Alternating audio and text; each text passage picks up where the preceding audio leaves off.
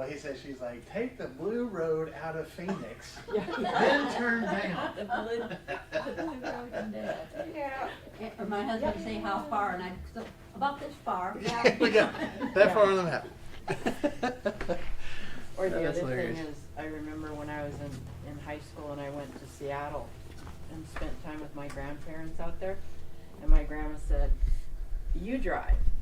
You know, okay, I'll drive in Seattle, I don't care. But she wouldn't tell me ahead of time, move over, you know, there's probably 6 lanes there, you know. Right. Because we got an exit coming up, she'd go, there's our exit. Yeah. Hi. Yeah. Bye. Yeah.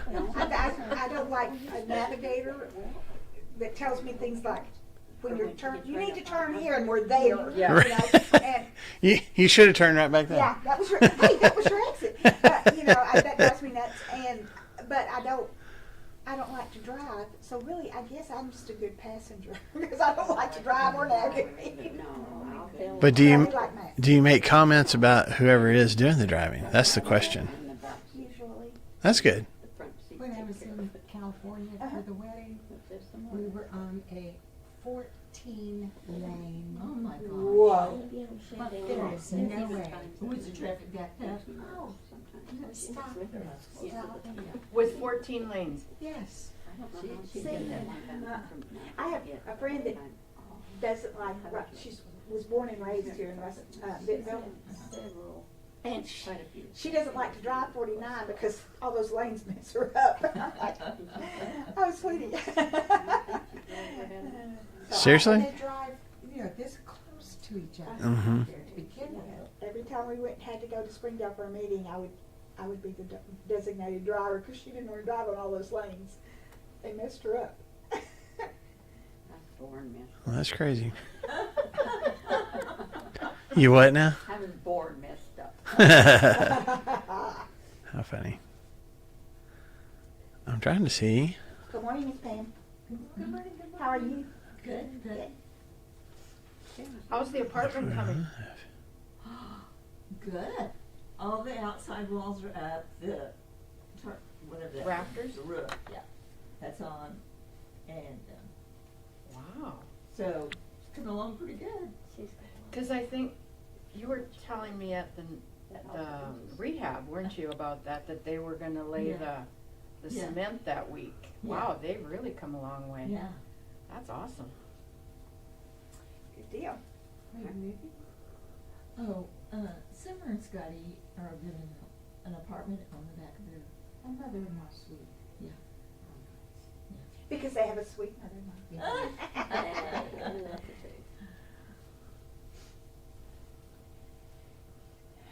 And to decide what to keep and what to get rid of and what to take. Yeah. That's the hard part. Have you started packing your house? Yeah. Okay. Yeah. Are they, what's the target date for being done? Is it before Thanksgiving, before Christmas, or? I don't know. They haven't given it to us. Okay. I don't know. That's that way they don't have to get locked in on That's something. right. You'll be done when it's done. That's right. We'll let you know when we're finished. But, yeah. This one's kind of disappointed because he wanted his wife to be there. She flipped out.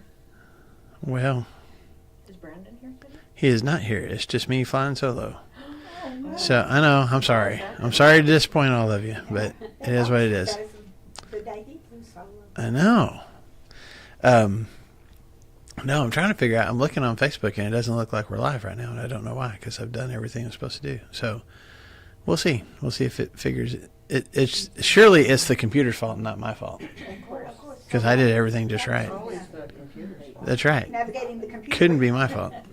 Hi, Linda. So I'll leave it running and see if it fixes itself, or if I texted Jason, so he may get on there and fix it. I don't know. We'll see. Exhausted. How about you? Yeah. How can you be exhausted? It's only 10 o'clock in the morning. An hour of awkward work swimming.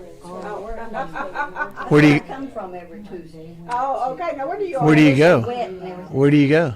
Right next door. Okay. I didn't know if it was out. There's one at the was the Adult Wellness Center? thank you in Rogers, the Adult Wellness Center. Yeah, but I would never never make it from there down. Yeah, that's true. That's true. Yeah. Got to shower and dress. Yeah. You do a good job. You do. Yeah. Glad you're here. Put the effort in. That's right. That's right. She's good. Was she here on Sunday? She goes to Bella Vista Church. She's got a man. Oh, okay, Yeah. Wow. okay. Anyway, but he's a strong Christian. Good. That's good. She's still going to church. That's good. Yeah, she goes. Mhm. Yeah, she goes to the double.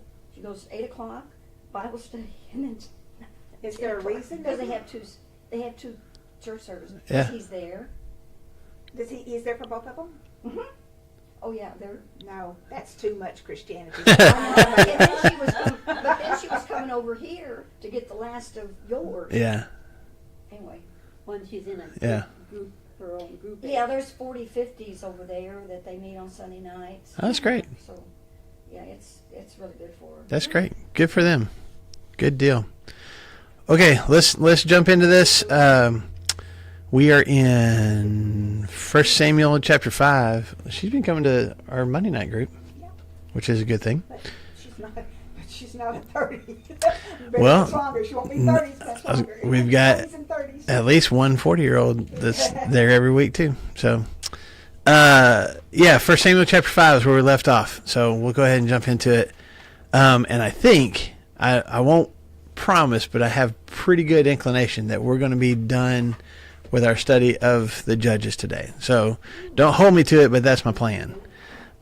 So just to remind you guys where we left off last week, Eli had been a judge. His sons were not very good. God had pronounced his prophecy against him and his sons that they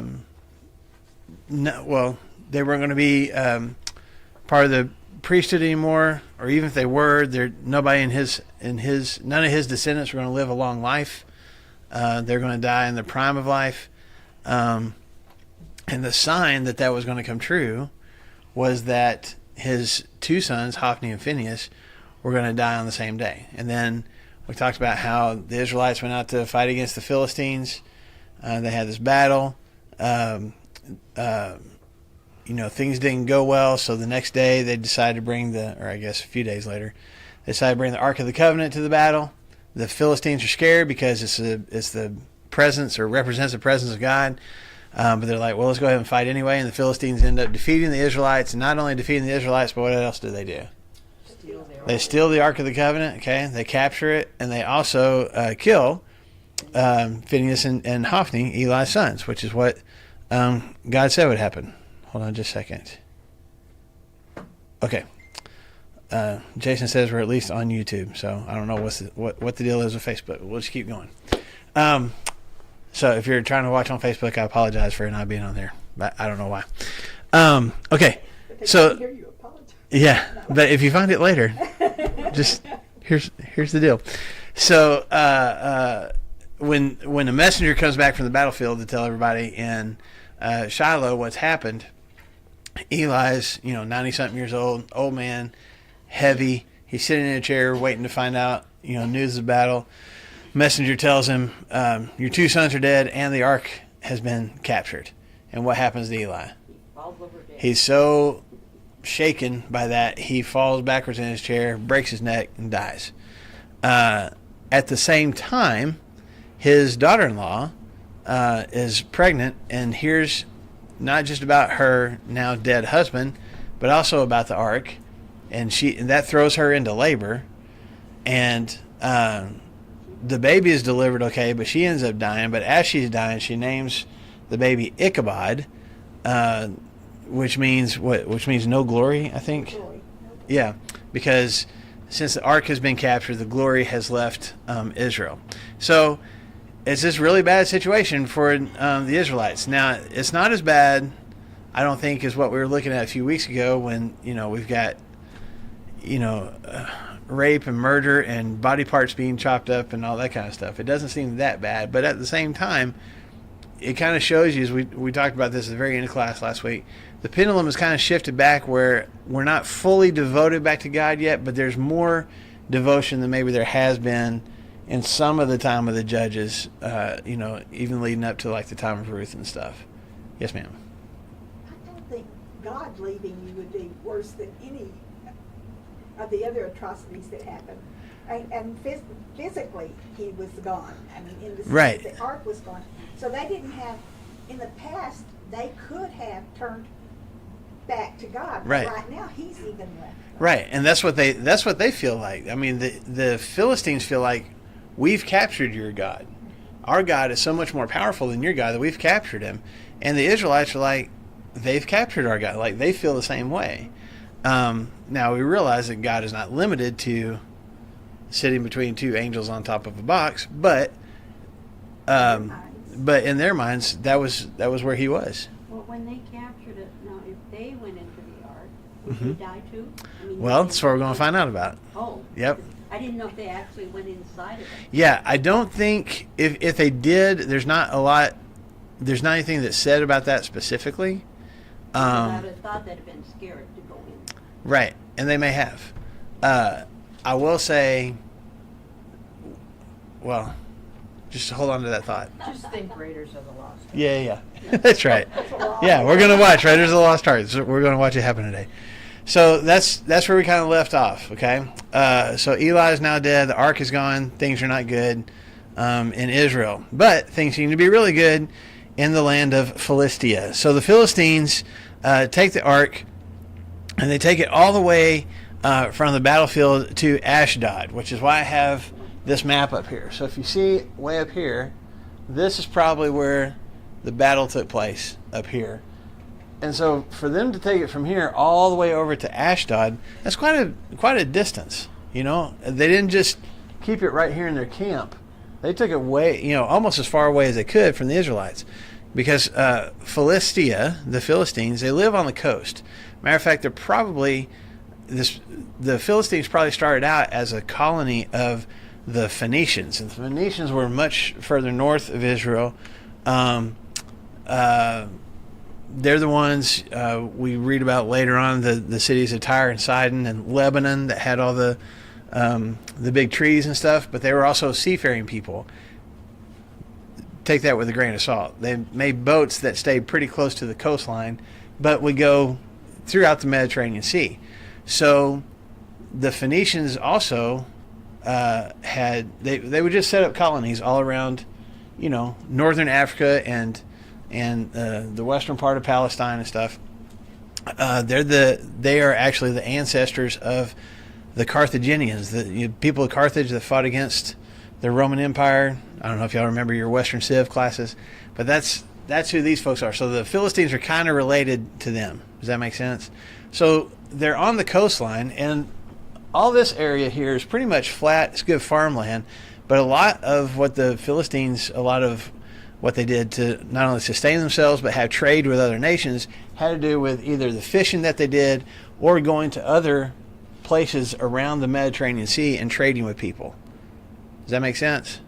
Okay, so Ashdod is over here pretty close to the coastline, and it's as far away to the west of Israel as they could probably get it, at least as far as one of their major cities is concerned. All right, so there's a temple in Ashdod built to their god, and what is this god's name? Dagon. Okay, we got this god Dagon, and Dagon was a popular god with the Philistines. Most scholars think they found some different depictions of him and think that he would be similar to like Neptune or Poseidon, except that his upper, like the top half of his body was human, the bottom half of his body was a fish. So he was a merman. He was a merman, I guess. Yes, absolutely. I understand that. Yeah. I've been up a Little Mermaid. Yes, yeah, the Little Mermaid's dad. That was Dagon. So there you go. But anyway, he's got a temple here. And by the way, just side note, there was another temple to Dagon in a city called Gaza, which is where Samson was taken to when he was captured by the Philistines, when they cut his hair and gouged his eyes out and then brought him to entertain the crowd, and then he knocked the whole temple down on everybody. That was a temple of Dagon, but not this temple. This is in Ashdod. Okay, so they put the ark in the temple of Dagon. For what purpose? Are they going to worship the ark? No. No? What do they put it there for? Right. Yeah. And again, these gods, or these, I guess these idols or physical representations of gods, they use those to kind of humanize their gods a little bit. So if we've captured the Ark of the Covenant, that represents the Israelite God, and we captured it, what does that mean about Dagon? Dagon must be more powerful than their God. So it's almost like putting a trophy in the trophy case. We're going to put the Ark of this Israelite God in Dagon's temple in front of our big statue of Dagon, to prove that he is bigger and more powerful than the Israelite God. Okay? So they put it in that temple. Next morning they get up, they go in the temple, what do they find? The statue of Dagon is flat on his face in front of the Ark. Okay? So, they think, strong breeze must have come through. Something happened, somebody pushed it over or whatever. It's just kind of an accident. It's just kind of a coincidence that this happened. But if you think about it, if it's face down in front of the Ark, what kind of posture is that? I'm bowing down. I'm humbling myself, or I'm being humbled. If it's not even my choice, I'm having to lay face down in front of this more powerful person, this more powerful being. So they prop Dagon back up, like, hey, buddy, stay there, stay where you're supposed to be. The next morning they come in. What's happened? Okay, the statue is face down again, but there's something different this time. The head and the hands have been, broken off. Okay, they're in the doorway, or some of your translations might say the threshold. So either in the entrance to the temple itself, or just in this particular room that you walked into, they're in the doorway. Now, why is that significant? Because it proves it wasn't just a strong breeze. Right. If this thing just fell over, and if the force of it falling over was enough for the head and the hands to break off, where would the head and the hands be? Right there. Right there in front of the Ark. But the fact that they are somewhere else, they have been placed somewhere else in the temple, lets the Philistines know this wasn't an accident. Okay? This isn't just, an earthquake came through and it knocked over. Like, there's a force that is taking place here. Obviously, is God doing this.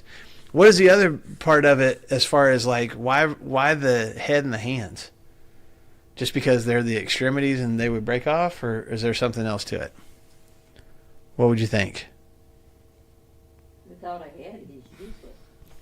Without Okay. hands, he's useless. Without hands, he's useless too, right? So, got to have both of them. You can't really function when you don't have any of those things. In the ancient world, what would your head represent? Your power, your everything. Okay, it's a sign. Your head is where your authority rests. Like they put the crown on the king, on his head, right? You talk about somebody being the head of their clan. You talk about somebody being, we even use it nowadays, the head of the line. You're the one that's in front. You're the one that's foremost. You're the head over a company. Where does that come from? Well, because back in ancient times, literally, like, just your head represented your power and your authority. So if the head has been removed, what is God saying about Dagon? He has no power. He has no authority. And then, like Sherry said, if he has no hands, your hand represents your strength. We talk about, I'm sorry, not us, but David multiple times talks about God, being his right hand, or saving his people by his right hand. Like, your hands are where you, what represent your strength. Years after this, centuries after this, when the Assyrians conquered Israel and conquered other nations, one of the things that they would do is cut off people's hands that they had captured. Not just to make sure they couldn't hold a sword to fight back, but it was symbolic. You are useless now. So Dagon has no authority, and Dagon is also now completely powerless and useless compared to God. Okay?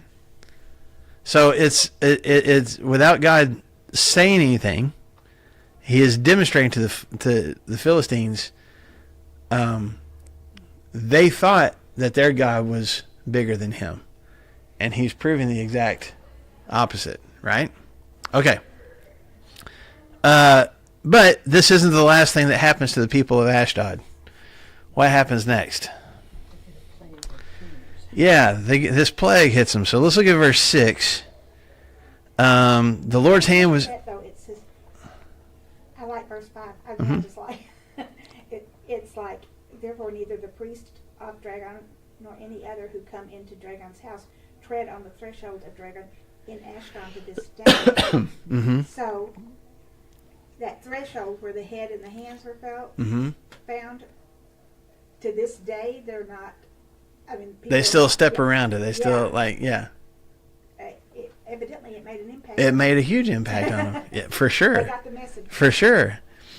And then in verse 6, the Lord's hand was heavy upon the people of Ashdod and its vicinity. He brought devastation upon them and afflicted them with tumors. Does anybody else have a word there at the end of verse 6? Does everybody have tumors?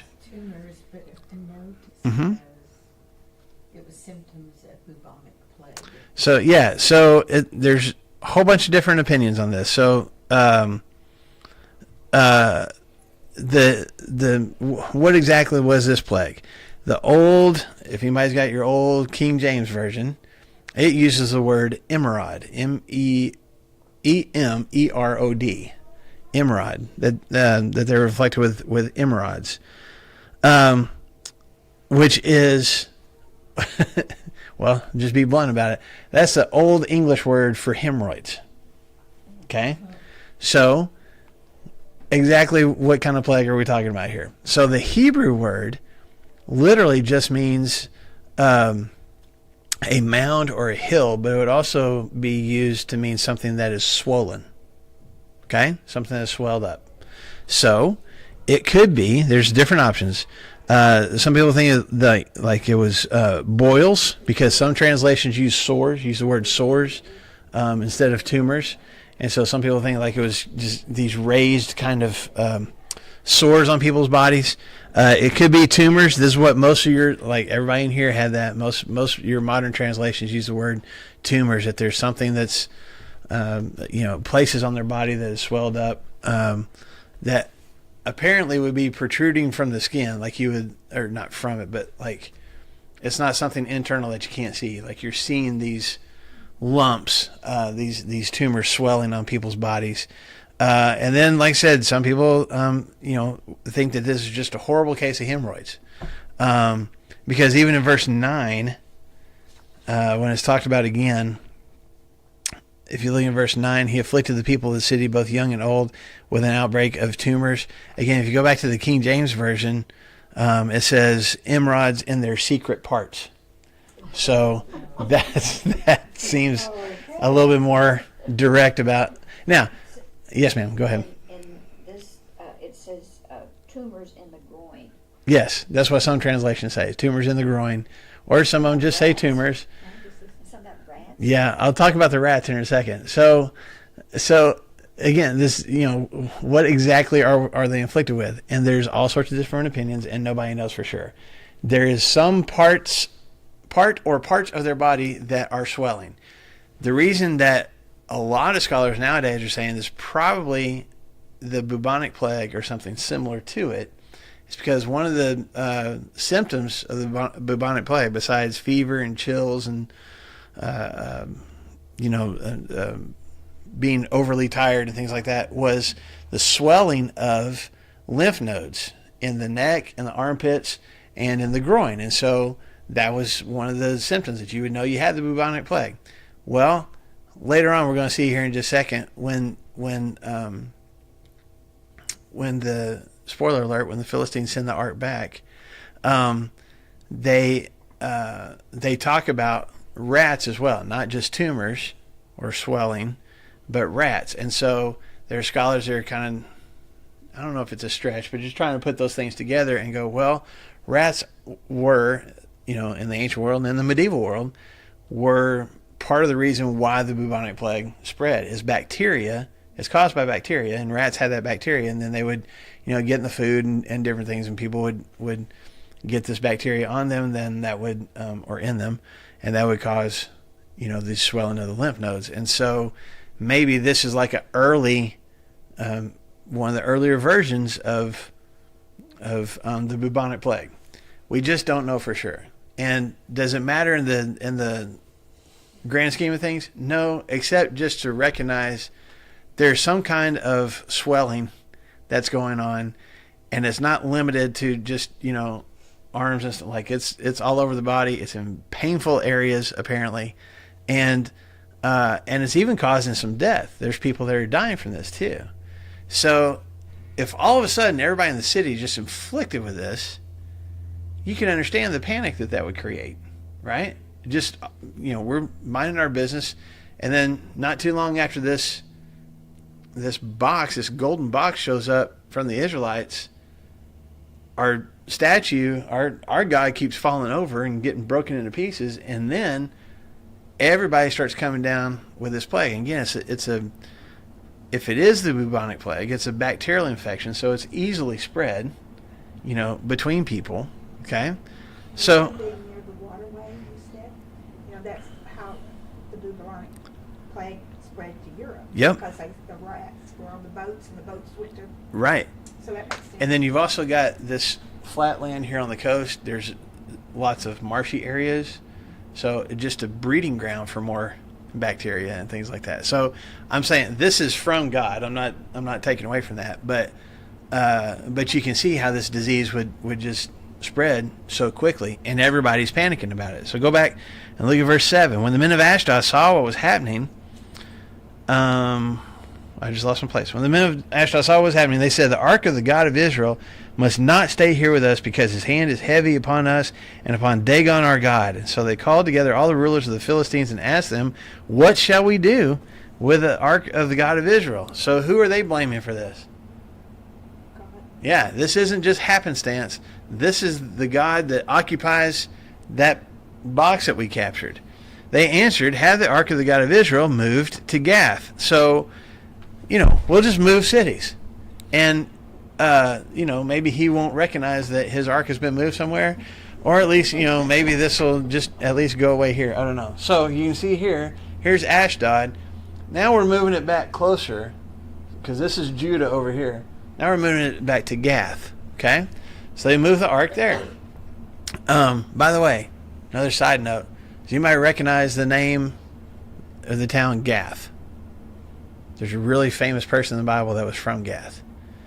He was really, really tall. Goliath was from Gath. Okay? I don't know if Goliath is alive at this point. It's probably a little bit before his time. I don't know how much older he was than David. Maybe he was alive at this point. But anyway, the ark gets moved to Gath. What happens in Gath? Okay. Yeah, so the same thing happens in Gath. In verse 9, they move it. The Lord's hand was against that city, throwing it into great panic. He afflicted the people of the city, both young and old, with an outbreak of tumors. And this is where some of your translations say tumors in the groin. So Gath is like, well, we don't want this. So where do they send it? Ekron. To Ekron, which is further north right here. Okay?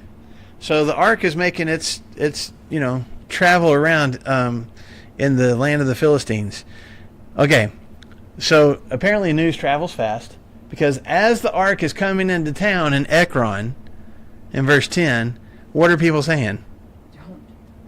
They've brought the ark of God of Israel around to us to kill us and our people. It's a death wish. They want to kill all of us. Why? Because people are dying here, and they're dying here, and they're having this horrible disease. So it's coming to our town. We're going to die too. Right? So it's this huge panic that is now not just limited to these cities. It's spreading across the whole country. Okay? They called together all the rulers of the Philistines and said, send the ark of the God of Israel away. Let it go back to its own place, or it will kill us and our people. For death had filled the city with panic, and God's hand was very heavy on it. Those who did not die were afflicted with tumors, and the outcry of the city went up to heaven. So everybody is wailing, everybody is crying about this. We've got to get this thing out of here. We don't need this here anymore. Okay. So far, any thoughts about that? I mean, we'll jump into chapter 6, but just, anything that jumps out at you about this whole story of these tumors and all this stuff happening? So they're careful moving it, they know not to touch it and everything. I would assume that the poles that the priest brought it to the battlefield with are still in place, and they're probably carrying it with that. It doesn't say so. It doesn't say so. So if somebody did, it's not recorded in here. Probably don't have very many volunteers. Yeah, I mean the statues are falling over and people are getting swelling up. Yeah, I wouldn't want to look inside it either. I want it as far away from me as possible. Yeah. Okay, so chapter 6. How long's the ark been with the Philistines now? 7 months. 7 months. I've been dealing with this for 7 months now. Okay. And the Philistines call for the priests and diviners. What shall we do with the ark of the Lord? How shall we send it back? So these are not Israelites that they're asking. They're asking their own people. How do we get this box back to the Israelites? They answered, if you return the ark of the God of Israel, do not send it away empty, but by all means send a guilt offering to him, and then you'll be healed and you will know why his hand has not been lifted from you. So we're going to send it back, but what else do we need to do?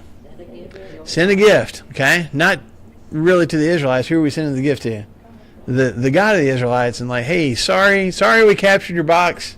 Here it is. Here's something extra for the inconvenience. We're so sorry. Okay? Okay, well, they don't know what the gift should be. So what should the gift be? 5 gold tumors and 5 gold rats. Okay, so they're going to take some gold, and they're going to form it into whatever these tumors look like. So again, I don't know what the tumors look like.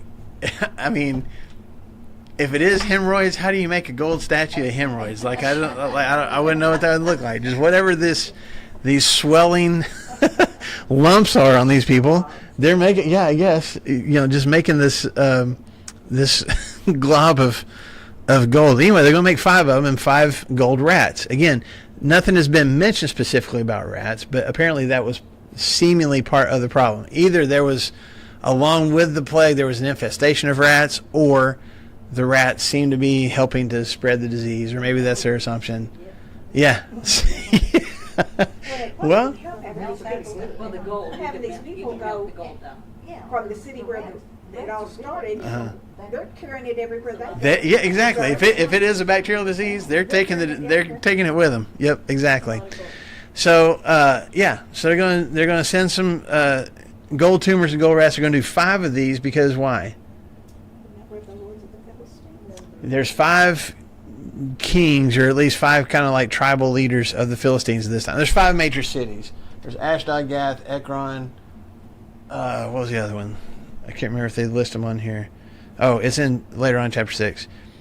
Ashdod, Gaza, Ashkelon, Gath, and Ekron. So the 5 major cities, and there's kind of a king of each one of those. And so we're sending 5 of the. Basically, it's a unified front. All of us are chipping in our gold tumor and our gold rat to send back to the. Sounds funny to say. We're going to send a gold tumor and a gold rat to the Israelites. But that's their plan. Okay. Now, key thing about this. Look at verse 5. Make models of the tumors and of the rats that are destroying the country, and pay honor to Israel's God. Perhaps he will lift his hand from you and your gods in your land. Verse 6. Why do you harden your hearts as the Egyptians and Pharaoh did? When he treated them harshly, did they not send the Israelites out so they could go on their way? So, what do these people know? They know about the Israelites leaving Egypt. Yeah. So how many plagues did God inflict on the Egyptians? 10, right? And people died and animals died and there was diseases and there was hailstorms and all those things. Did Pharaoh, even though bad things were happening, did he send the Israelites away immediately? No. As a matter of fact, Moses even gives him, it's still one of the craziest things to me, that Moses, when the plague of frogs is going on, and Moses tells Pharaoh, I'll get rid of the frogs. I'll let you decide when. And Pharaoh says tomorrow. And like, why not? Yeah. How about now? How about right now in this moment? But every time that the plague was lifted, what would Pharaoh do? Change his mind, harden his heart. So how long have the rats and the tumors been infecting this area of the Philistines? 7 months. So there's, and you kind of recognize at least some of the leaders are still like, okay, but like, let's hold on to this ark thing. And there's other people going, why? Look at what's happening. And finally, these priests who aren't Israelites, but they know about what happened with the Egyptians. They're like, hey, man, they eventually let them go. You should have jumped on this earlier, I guess, is kind of what I'm seeing. Like, because they ask the question, why are you hardening your hearts? Why are you, maybe this idea has already been brought up, or at least the idea of sending it back has already been brought up, and they still just haven't yet. So they're like, get on it, man. Make the gold things and send them back and be done with it. But also, they have a whole plan of how they're going to send the gift back. So what are they going to do? Okay, we got to have a brand new cart, because that's important. We don't want just some rotten thing that lots of different things have been hauled in. So a brand new cart. And what else? Two cows that have just given birth. 2 cows that have just given birth, and we're going to separate them from their calves, and we're going to hook them up to this cart. And then what are we going to do? Take their cart, take the ark of the Lord, put it on the cart. Yeah, we're going to put the ark on the cart, pulled by these 2 cows. Who's going to drive it? The cows. Yeah, say no one. No one. They're gonna let- They're going to put it on the cart, and they're going to let it go, and then see what happens. And the cows have never been yoked. And if the cart goes to the Israelites, then they're going to know, okay, for sure, this was the guy of the Israelites that was making all this happen. But if it doesn't, then they're going to be like, oh, well, this is all just a weird coincidence. The statue falling, the tumors, the rats, we'll find some other way to deal with all that, because it's obviously not the God of Israel that's making this Did happen. it say how many pounds of gold that was? Did it ever say I don't have. actual pounds? 'Cause that would be a lot of gold with it. It would be. It depends on how big they are. I mean, it might just be like, little statues. I don't know. I have no idea how big these are. But you're right. Especially if they're solid gold, it's some weight for sure. Now, why are they using these 2 cows? Why so specific about these cows? Because they've never been yoked before. Okay, they don't know how to pull carts. That's not their job. You're talking about cows who have calves. These are probably milk cows, or just cows that like basically sit out in the pasture all day. They want their calves. Not So- that it says milk cows. Okay, so it's milk cows. It's not oxen. It's not the typical beast of burden that would know how or have been bred for pulling a cart. And if they've just given birth to their calves, what are they going to want to do? They'd be bawling their heads off. And They want their calves. they're going to want to turn around. If nobody's driving them, They bawl their heads off for their calves, I know, because. Yes. yeah, they're going to be crying for the calves, and they're going to be trying to get back to them. Then they carry on. If you just put them on the cart and go, okay, go, they're going to head back to the barn. They're going to try to get back to their calves. So they're kind of making sure, like, if these cows really do go to Israel, it has to be the God of Israel is making this happen, because there's no way that these cows who don't even know to pull a cart are going to pull a cart, and especially not in the opposite direction of where their baby calves are. So, they're kind of hedging their bets a little bit and kind of stacking the deck against this actually happening in order to prove whether or not it's actually God that's doing this. Okay. They're kind of testing God. A little bit. Yeah. Yeah. So, verse 10, they did this. They took the cows, took the cart, placed the ark on it, put the chest with the gold rats and the gold tumors in there. And this is happening in Ekron.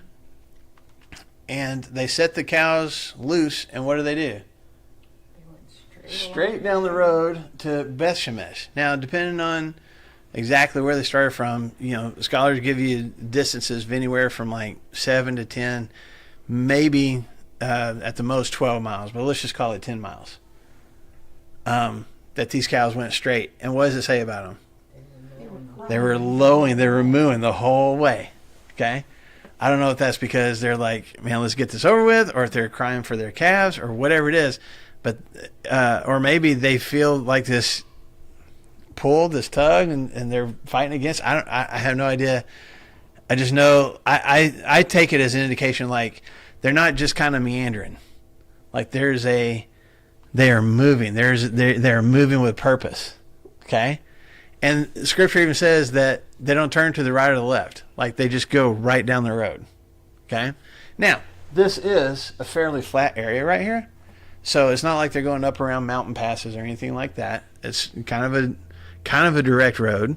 But again, they don't turn either way. And how do we know? Because the Philistines are following them to see what actually happens. Okay, so you got Israelites in the area of Bethshemesh, and they're out, working the fields, harvesting grain, I believe it was. And all of a sudden they see, here comes this cart. Wait a minute, that looks like a gold box. Wait a minute, that's the Ark of the Covenant on the cart. And they'd be surprised by that and look out over the hilltop, and there's a bunch of Philistines watching the whole thing. But the Philistines just turn around and go home when they see this happen. Okay, says in verse 14, the cart came to the field of Joshua at Bethshemesh, and there it stopped beside a large rock. The people chopped up the wood of the cart and sacrificed the cows as a burnt offering to the Lord. And then the Levites, so at least we got some Levites nearby, they come and take down the ark of the Lord and with the chest containing the gold objects and place them on the large rock. And the people of Bethshemesh offered burnt offerings and made sacrifice to the Lord. The 5 rulers of the Philistines saw all this, and then they returned that same day to Ekron. So they watched everything happen.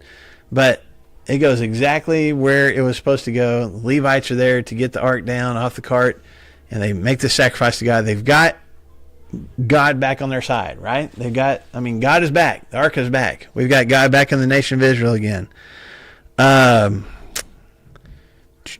Okay, but verse 19. This goes back to your question a minute ago, Linda. Verse 19, what happens to some of the guys at Bethshemesh? They killed 70 of them because they looked into Who killed them? God. God did. God struck them down. 70 of them because they did what? They looked inside. Okay? It's not your job. It's not what you're supposed to do. Only the priests are allowed to touch the ark. And really only the high priest is the one that's supposed to look inside of it. Okay? They only sacrifice like a certain time of the year. Is this? No, you can sacrifice anytime you wanted to. Now, there were certain sacrifices that you had to do at certain times of the year, but you can make a burnt offering to God in worship anytime that you wanted to, especially when significant things happen. Mm-hmm. Good question. But the people mourn because of the heavy blow, and say in verse 20, who can stand in the presence of the Lord, this holy God? To whom will the ark go up from here? So what do the people of Bethshemesh want to do? So all the Philistines are like, get this thing out of here. We got rats, we got tumors, we got statues falling. People of Bethshemesh are like, yay, the ark's here. And then 70 of them die because they look inside of them. And what's their reaction? Get it out of here. People are dying. Okay. So they send it on down the road to where? Kiriath Jearim. Look how far that is. Okay. Here's Bethshemesh. This is in the center, kind of in the center of Judah. You're getting closer to like where Jerusalem, Bethlehem, those kind of cities are at this point. So, or maybe Kiriath Jearim is actually in Benjamin. Doesn't matter. Anyway, it's a whole lot further inland. It's not here on the border of Philistia anymore. Okay? So we got the ark back. They bring it to a guy's house. His name is Abinadab. And we don't know for sure. It doesn't say that he's necessarily a Levite or a priest, but they put it in his house, and his son Eliezer gets to be the guard for it, make sure that nothing happens to it. And just so you guys know, it stays here. I think Scripture says that it stays there for 20 years, right? But it stays in this area until David decides to bring it into Jerusalem. When he sets Jerusalem up as his capital city, that's where he goes to get the ark. But that's a story for another day. Okay. So, any thoughts, questions about the ark getting back to Israel? It's interesting to me because it's not God. I think is adamant about. He has been before, and he is later on the prophets about. I don't dwell in just a temple. I don't dwell in just a tabernacle. I don't dwell just hovering over a box. I'm bigger than that. But at the same time, God also accommodates, I guess, people's perception of his presence. And it does mean something to him, and he wants it to mean something to his people. He wants the ark to mean something. I mean, when you boil it down to its core, the ark is a wooden box that's been covered in gold. Like, it doesn't necessarily, no matter what Steven Spielberg showed us in Raiders of the Lost Ark, it doesn't necessarily have any magical powers in and of itself. But God did want something, even though he doesn't want idols, he did want something that people could sense. This is where people could sense his presence with his people. When they were in the wilderness, before they ever got into the promised land, it's the high priest that would carry the ark out in front of everybody. This is God, this is his presence leading the way. When he would meet with a high priest once a year for the high priest to make the atonement sacrifice for all the people, a cloud would come and fill the space around the Ark of the Covenant. So there is something to be said for God's presence not necessarily being attached, but at least being represented by this Ark of the Covenant. And is part of the reason that he allowed it, I think, to be captured in the first place, as we talked about last week, was God doesn't need to be treated like a good luck charm. Don't treat this gold box like a rabbit's foot. Okay? I'm bigger than that. I'm more important than that. And my presence is around all the time. But also understand there is something special. There's something about this, the lid that's called the mercy seat, and where I meet with my people, and where I meet with them in order to give them forgiveness. Because that's what we see later on with Jesus, right? Jesus comes and becomes the mercy seat for us. He's the place where it's through Jesus that we meet and connect with God. So there's something special and significant about this, even though God is bigger than this. Does that make sense? I may be making that confusing. Yes, ma'am. Well, God made a box, but the others made statues. Mm-hmm. What's the significance of that, besides what you just said? Yeah, I think God was intentional because he never allowed himself to be seen. And I don't think God ever wanted a statue of himself, because I think part of it was he didn't want to be limited by mankind's imagination of what he could look like. He's bigger than that. But also, for the same reason that any object, Ark of the Covenant, the ephod, the gold ephod that Gideon made, other statues that people made, even for the purpose of honoring God, always ended up becoming an idol, and people worshiped the thing instead of the one that the thing represented. But they didn't worship the ark? The box. The box? I don't think so. They recognize this where God's presence was, but we don't see them like bowing down and worshiping the ark. But that's, except for the lost ark. Well, that's true. But Yeah. I mean, isn't that unusual though? I think so, but I think that's part of the difference between the Israelites and the people around them. We don't have a God that God doesn't live inside the box. We're not worshiping the box. We're worshiping the one who comes to meet us at the box, and yeah, figuratively and literally. Yes, ma'am. What were you going to say? Probably wasn't important. Okay. Well, if you remember, let me know. Okay. Okay. Let's move on quick to chapter 7, because we are going to get this done today. We'll go through this quick. So Samuel, Eli's dead, but the ark is back. Samuel becomes the judge over the people. They come to Samuel, and he's like, hey, you need to get rid of all your gods. Get rid of the Baals, get rid of the Ashtoreths, which we've talked about. That's the main god and goddess of the Canaanites that are living all around the Israelites. It's a god and goddess of fertility. Besides worshiping statues and offering, animal sacrifices, you also worship this god and goddess by having sex with priests and priestesses in honor of this god and goddess. So there's a whole lot of things that God didn't want his people to be a part of. So he's like, you got to get rid of those gods and goddesses. What do the Israelites do? They get rid of them, right? What has happened over and over and over in the book of Judges?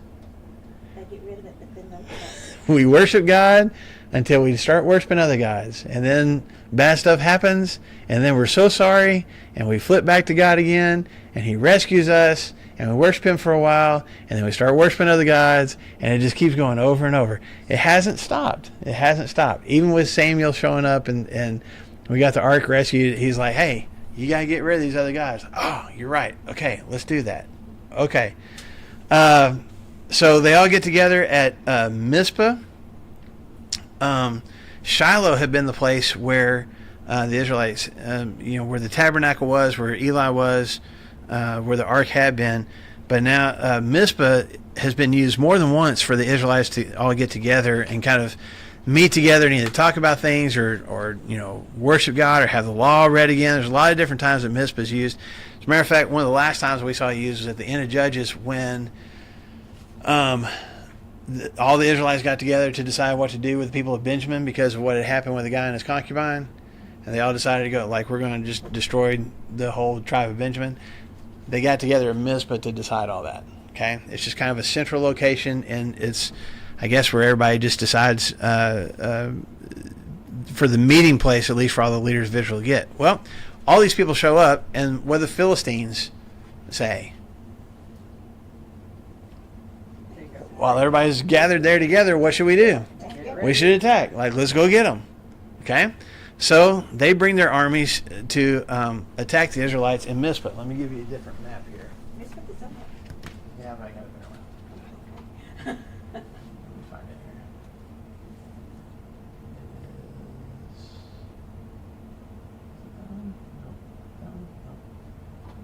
No. Well, good grief. Give me a second.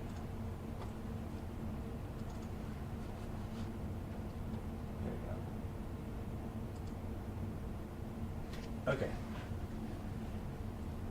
Now where did Mizpah go? There it is. Mizpah is right up here. Okay? Kind of right on the border between Benjamin and Ephraim. So kind of almost a central, it's still kind of the south, not kind of a centralized location. Okay? And the Philistines are coming from this direction to come attack Mizpah. The Israelites figure this out and they start to panic. And what does Samuel tell them? Don't stop worshiping God. Don't stop throwing away your idols. Keep praying, keep worshiping, and God's going to take care of you. So, I guess, the army comes out, and God does what in verse 10? While Samuel was sacrificing the burnt offerings, the Philistines drew near to engage Israel in battle. But that day, the Lord did what? Thundered with loud thunder. Did you say spoke? Spoke with loud thunder? Spoke with a mighty voice of thunder against the Philistines and threw them into such a panic that they were routed before the Israelites. I don't know if you've ever been around in a situation where thunder was that loud, where it threw you into a panic. Can you imagine? I mean, the only time that we've seen something similar to this where everybody was thrown into a panic was at Mount Sinai. When God shows up on top of the mountain, there's clouds and lightning and there's thunder that is so terrifying that the Israelites are like, hey, Moses, you go up there. We don't want to go up there, because they're terrified by it. So, again, it is God speaking, it is God revealing his presence. Now, just real quick, why is it important that he used thunder to make this happen? It's noticeable. It is noticeable. It's scary. It's intimidating. What kind of God was Baal? He was a fertility god, right? So, fertility was not just about making babies. What else would you worship a fertility god for? For your fields and your crops and your livestock and things like that. Okay, what do you need in order for your fields and crops to grow? Rain. You need rain. What usually comes along with the rain? Thunder and storms. So Baal was the thunder god. So if there's thunder coming, there's probably what? Clouds and maybe even rain for me, but at least clouds and stuff for me. So if you're the Philistines, what are you thinking? Oh, Baal's here.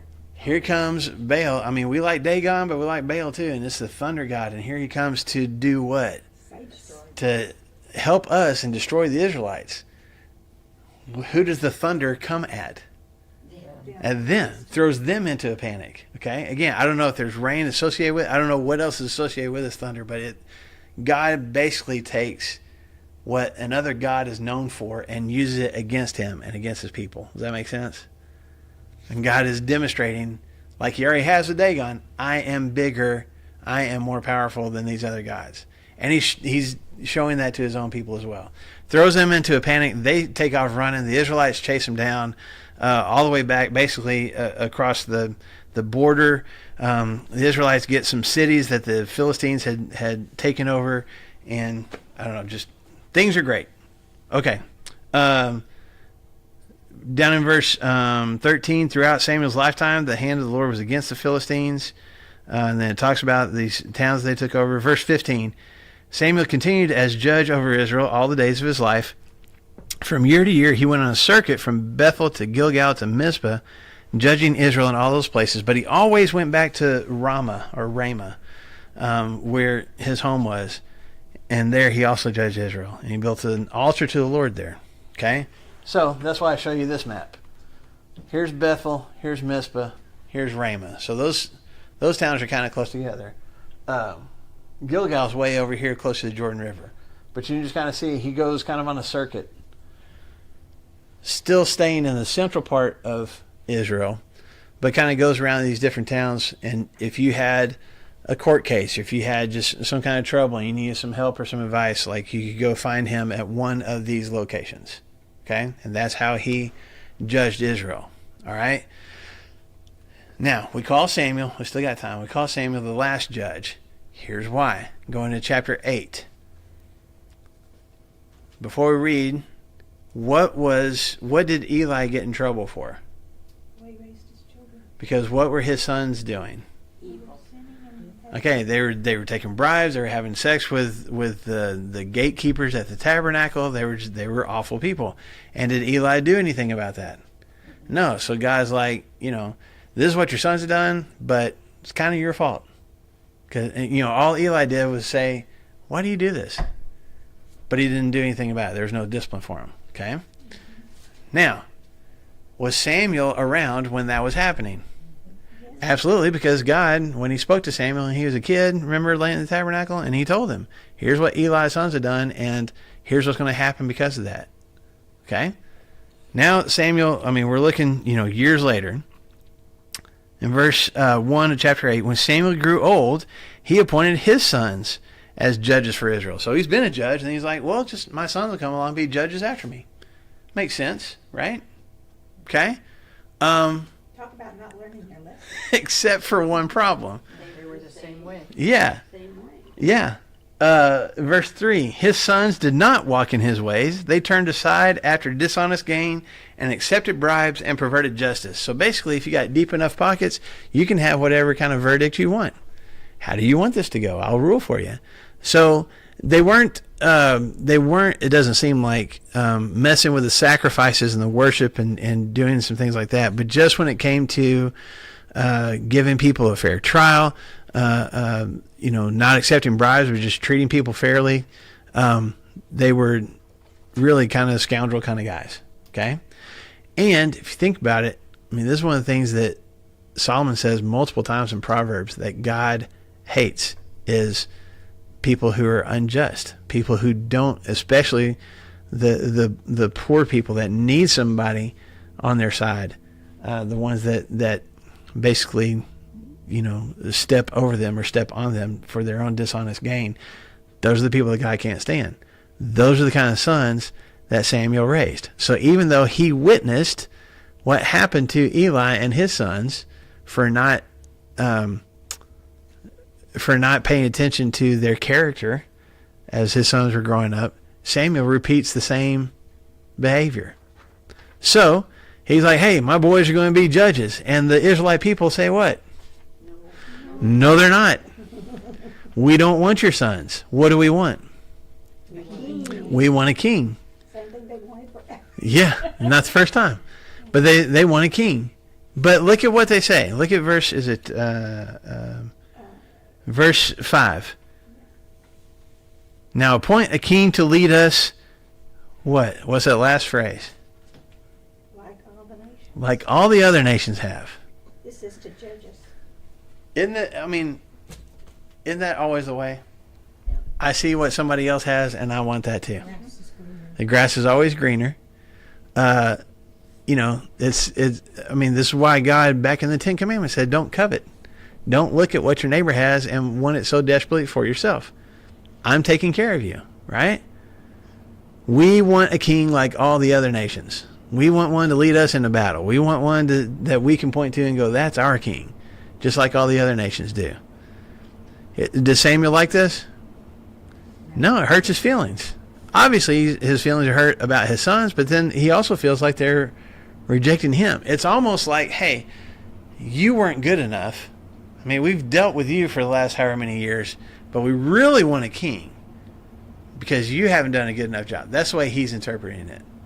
When he complains to God about that, what's God's response? Listen to him. But he says first what? They're not rejecting you. Who are they rejecting? Yeah, God says they're rejecting me. And we've pointed out this verse multiple times in the book of Judges, okay? But I'll remind you one more time. I think at least half a dozen times in Judges, what does Judges say about Israel? The book of Judges say about Israel. In those days, everyone did as they saw fit, because why? They had no king. What does God say here to Samuel? I am the king. I've been here the whole time. So I'll remind you guys again, that's one of the key things about our whole study of the book of Judges is not that there wasn't a king. There was. It was people were choosing not to follow the king that they had. The king of the universe, the king above all kings. They wouldn't follow him. And that's what God finally just gives in. It's like, fine, I'll give him another king. It's supposed to be me. It's always supposed to have been me. But they're rejecting me. But at the same time, look at the grace that God has here. Is this the best option for them to have a king? No. It's sort of like what he was talking about divorce. Because You're going to do it anyway. Because of the hardness of your heart. Mm-hmm. Yeah. And we talked about that multiple times. Divorces, multiple wives, all the different things we see that God's like, okay, well, that's not what is best for you. That's not what I want for you. But you're going to do it anyway, so let's do this in the best way possible. So he's going to allow them to have a king. But he wants them to know what a physical king is going to do. So read that list off to him, Samuel. So when Samuel gets everybody together, says, and we'll do this and we'll wrap up. It's already past time. Verse 11. This is what the king who will reign over you will do. Now, y'all let me know if you see a positive trait here at all, okay? He will take your sons and make them serve with his chariots and horses, and they will run in front of his chariots. Some he will assign to be the commanders of thousands, commanders of 50s, and others to plow his ground and reap his harvest, and still others to make weapons of war and equipment for his chariots.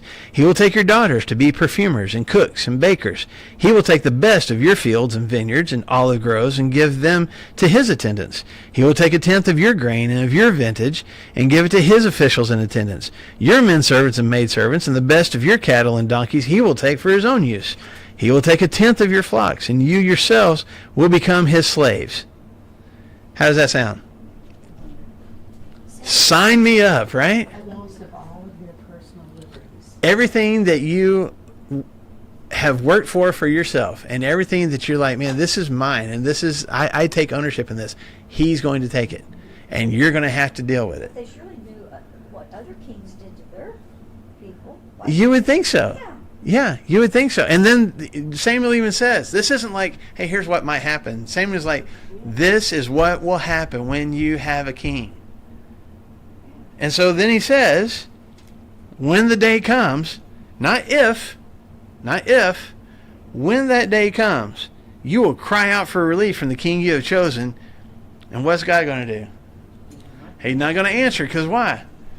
This is what you asked for. I'm just giving you what you asked for. So don't complain about it. So if somebody read off to you all these different things, would you want a king? Now, it's easy for us in our, U.S. democracy to go, no, we wouldn't want a king. So instead of a king, who takes a tenth of, 30%? Yeah, yeah. So who I mean, we got government officials that we can't, we hate all that stuff too. Same thing about the casinos. People want the casinos, and they know. But they don't want all the negative things that come with, or don't care about the negative things that come with they it. know that it's going to create poverty, more poverty, crime, all that. And they go, oh no, we want the casino. Right. So he warns them ahead of time. And we look at that and go, well, no, I'm not signing up for that. Why would you sign up for that? Why would, somebody who knows these are all the bad things that are going to happen, go ahead and sign up for all that stuff? And yet, and even tells them, you're going to hate this, and you're going to cry out for God to rescue you, and God's not going to, because you brought this on yourself. And their reaction in verse 19. No, they said, we want a king over us, and then we will be like all the other nations, with a king to lead us and go out before us and fight our battles. But the king doesn't. And no, he sends people to. That's right. He doesn't do it. And so God says, give him a king. Okay. So this is wrapping up. I mean, this is it. Samuel is done being a judge, because when you go through the rest of 1 Samuel, that's when we get Saul as the first king and David after him, and the time of kings comes, starting here at the end of Samuel's judgeship. So we've kind of come full circle. We had Moses, we had Joshua, and then we didn't have anybody. And the Israelites, without having like that single leader, started making their own choices, got taken over by a certain nation, got oppressed by that nation, cried out to God. And God says, get rid of your other guys. They apologize, say, we're sorry. They get rid of their other guys. God sends a judge to rescue them, to rule over them for a while.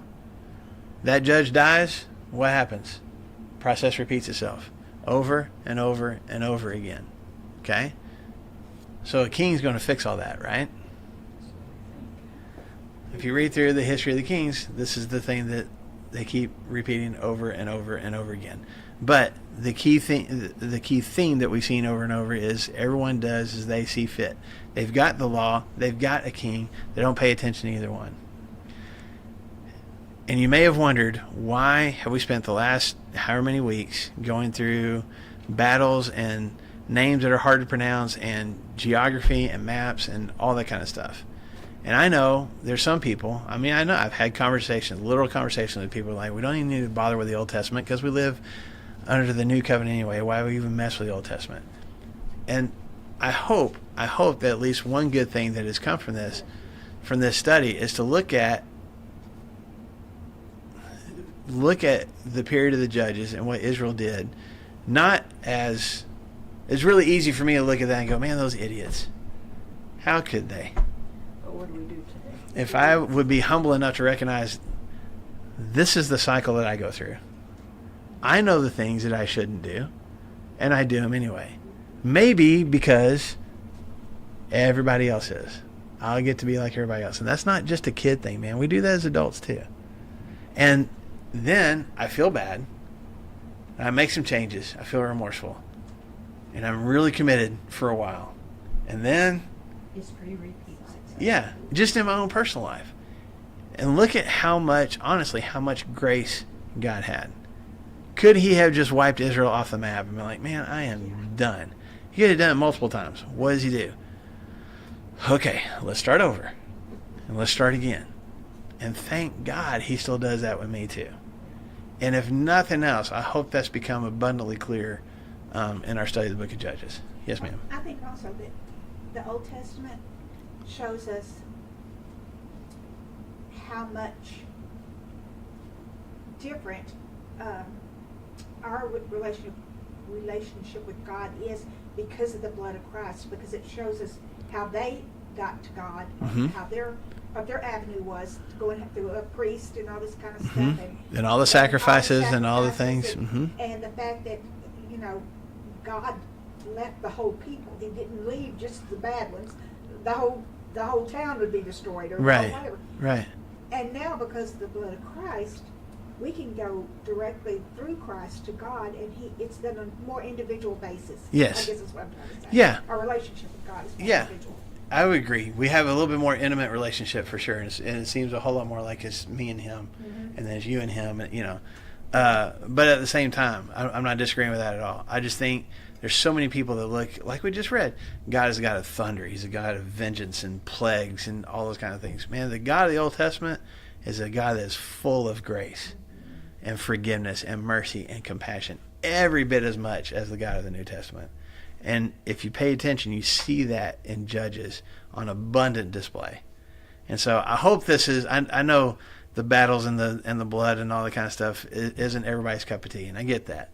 But I hope this has been a beneficial study for you guys. I hope you've appreciated it. We will move on to something else next week. We are done with the book of Judges. Okay? What's our next step? I didn't get any suggestions from you guys, so my thought is to flip all the way over to almost the end of the New Testament and go through the book of 1 Peter together. So that's the plan. It's 5 chapters, so it should take us about 5 years. Just kidding. That we could go into John. We could jump back and go into John if we wanted to. I mean, no. Oh, 1 John? 1 John? Yeah, we could, Yeah. for sure.